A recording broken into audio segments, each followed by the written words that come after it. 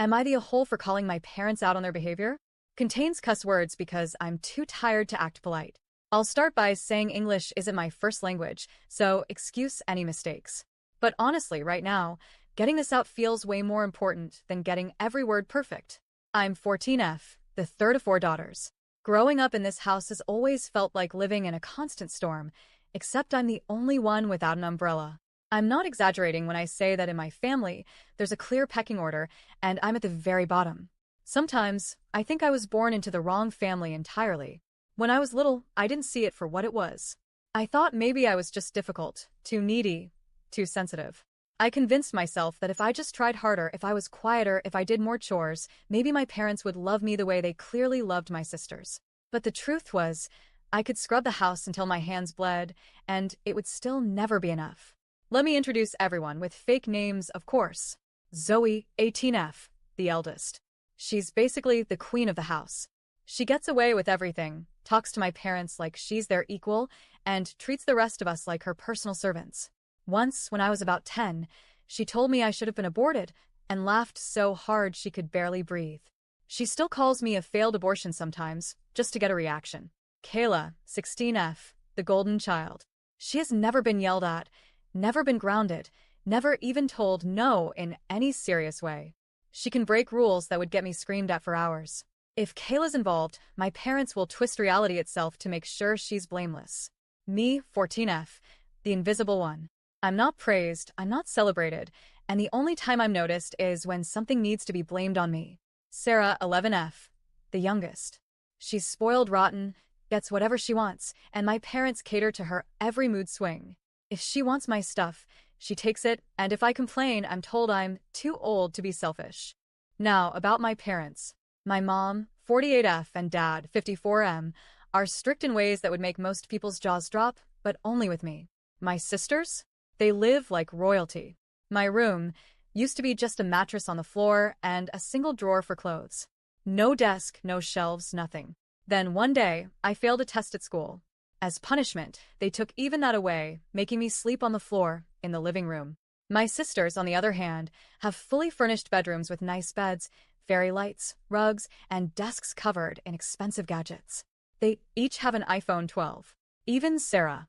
My phone is an old, cracked iPhone XR, handed down to me when my aunt upgraded. Birthdays make the favoritism impossible to ignore. Zoe and Kayla get $1,000 each. Sarah gets just as much, and I got $20 from a friend last year.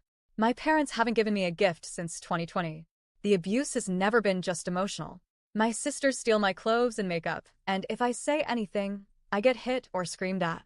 My dad's punishments often involve physical violence.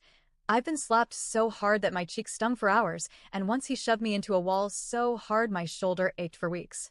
My mom is just as cruel, only she uses her words like knives. She calls me lazy, ungrateful, useless. She even made a group chat with her friends to talk badly about me. I've seen it, messages calling me a burden and waste of space. I used to be terrified of my dad. The sound of his shoes on the tile floor would make my stomach knot. But something shifted recently. The fear is gone, replaced by nothing but anger and resentment. A few weeks ago, my teacher noticed a scar on my forehead. I'd been hiding it under my bangs, but she saw it anyway. She told my mom that if she saw more signs of injury, she'd have to report it to CPS. That night, my dad came home furious. I don't remember all the details, just the yelling, the blows, and lying in bed afterward, thinking, I wish I didn't exist. Those thoughts, they didn't go away. I've been treated like an adult since I was 6, not in a good way. I was doing full house cleaning before I could even spell the word responsibility. I'm never allowed to hang out with friends after school. I go straight home every day, and even then, I'm not safe from criticism. Today was the breaking point. My parents bought my sisters a brand new PS5. I noticed there were only 3 controllers. When I asked where mine was, my mom said, "Did we ever say we got you one?" That was it. Years of frustration boiled over. "Oh, I'm sorry," I said, voice dripping with sarcasm. "My mistake for thinking you'd ever treat your kids equally for once in your useless, pathetic fucking life." My dad's face went crimson. He grabbed a metal scraper from the kitchen and swung it at me. But I've been going to the gym for a year now. It's the only outlet I have. I dodged, blocked him, and punched him in the face. He stumbled, shocked, clutching his nose while my mom and Zoe rushed to help him. Zoe turned to me, sneering. Mom should just marry you off to a 50-year-old man to get rid of you. I looked her straight in the eye and said, I'd rather marry a man as old as Dad than spend another day with you mentally ill motherfuckers. Then I walked away. My sisters followed me, trying to guilt-trip me, telling me I'd regret it. I told them to fuck off. I don't think I'm wrong for finally standing up for myself. But I also know this house is never going to be a place where I'm safe or loved. I just don't know what comes next. I'm exhausted. I'm angry. And I'm done being their scapegoat. If anything changes, I'll update. Update. It's been about 3 weeks since my original post, and everything has changed for the better this time. I'm still trying to process it all, but I wanted to share because I know a lot of you wanted me to have a way out. 2 days after I posted, something completely unexpected happened.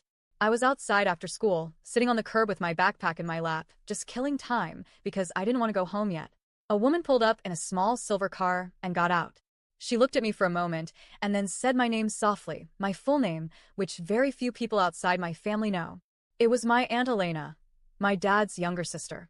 I barely remembered her because the last time I saw her I was maybe 4 years old.